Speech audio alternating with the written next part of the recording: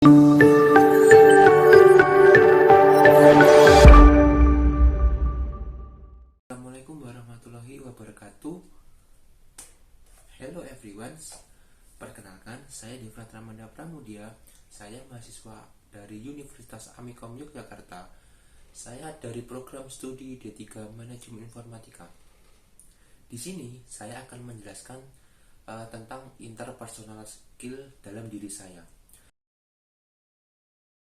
Sebelum masuk ke pembahasan tentang interpersonal skill pada diri saya, terlebih dahulu di sini saya akan memperkenalkan biodata diri saya. Nama saya Devrat Ramanda Pramudia. Saya berasal dari Trenggalek, Jawa Timur.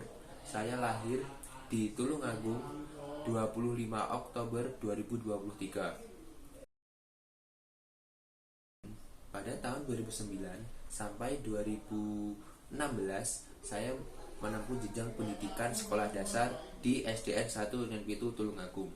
Kemudian pada tahun 2016 sampai tahun 2019 saya menempuh jenjang pendidikan SMP yaitu di MTS Al-Ma'arif Tulungagung. Dan kemudian pada tahun 2019 sampai 2021 saya menempuh di jenjang pendidikan SMA yaitu tepatnya di Madrasah Aliyah Al-Ma'arif Tulungagung. Untuk sekarang saya menempuh jenjang pendidikan di Universitas Amikom Yogyakarta dengan program studi D3 Manajemen Informatika.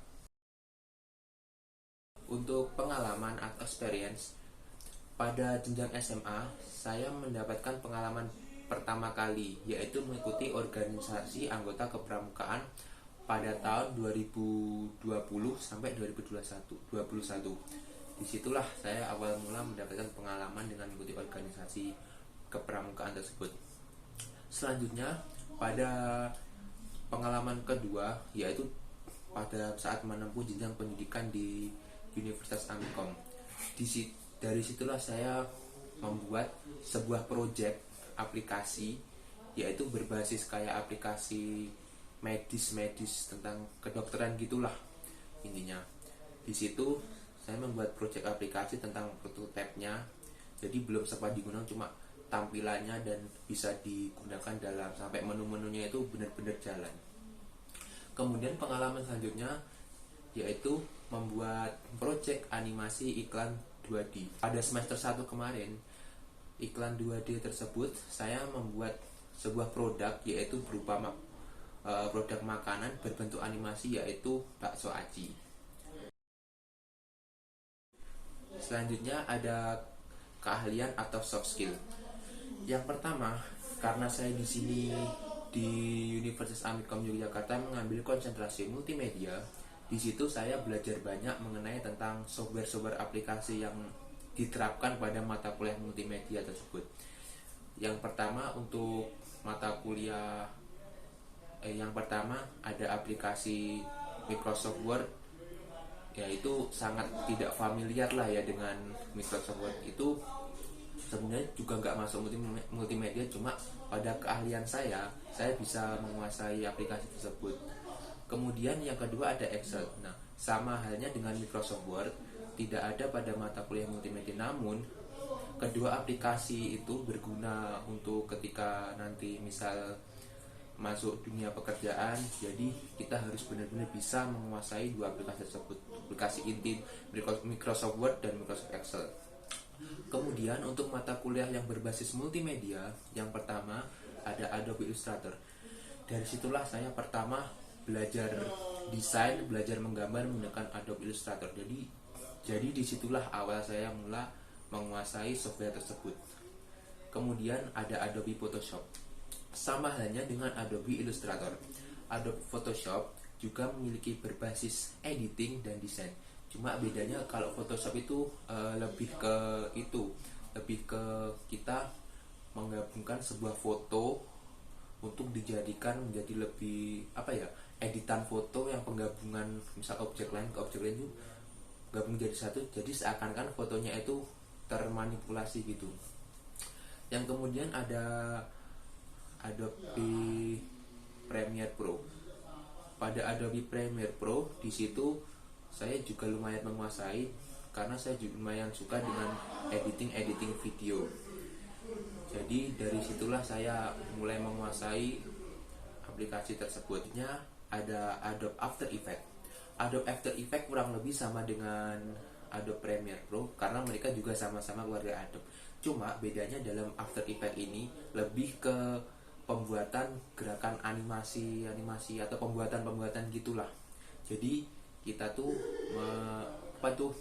mengolah, atau bukan mengolah sih, lebih ke membuat efek animasi yang akan diterapkan pada video kita. Jadi bisa dibilang Adobe After Effects tuh kayak mentahnya efek animasi pada Adobe Premiere Pro. Selanjutnya ada Adobe Animate. Pada Adobe Animate saya juga cukup suka dengan penggunaannya, cukup mudah. Di situ pada Adobe Animate saya belajar lebih tentang bagaimana penguasaan animasinya, pembuatan animasi dan penggerakan. Di Adobe Animate itu cukup fleksibel dan mudah penggunaannya, asal kita benar-benar konsisten dan tekun dalam pembuatan tersebut. Skill communication atau penggunaan bahasa dari saya terhadap orang lain cukup baik dan cukup bisa dimengerti oleh orang lain. Untuk penggunaan bahasa, saya hanya bisa menguasai 2 bahasa. Yang pertama terdapat bahasa Indonesia, dan yaitu sebesar penguasaan bahasa terhadap bahasa Indonesia saya sebesar 90-an ke atas lah, kurang lebih 90% ke atas. Kemudian ada bahasa Inggris. Kemampuan speaking saya berbahasa Inggris yaitu kurang lebih sekitar hanya 70% saja. Jadi bisa dibilang belum terlalu sempurna, cuma kalau untuk menguasai itu kurang lebih bisa berinteraksi dengan orang atau bisa memahami bahasa orang tersebut. Motivasi pada diri saya yaitu keraguan adalah mimpi terbesar dalam mencapai impian. Jadi dalam motivasi saya itu bisa didefinisikan, jika Anda ragu-ragu akan melakukan sesuatu, maka Anda akan tetap pada titik itu. Jadi kita tuh dituntut untuk melangkah lebih maju supaya cita-cita yang kita impikan itu benar-benar terrealisasikan atau bisa dibilang terwujud. Karena dengan kita mencoba melangkah lebih maju, ya otomatis ya begitu.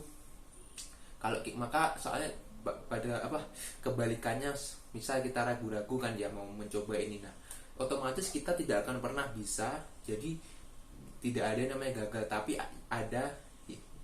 adanya nama tidak bergerak atau tidak berkembang. Kalau kita berani maju, misal kita gagal ya kan, jadi kita tahu di mana titik kegagalannya. Jadi saya akan mencoba untuk berkembang dan meningkat. Jadi kemungkinan itu bisa mewujudkan impian saya.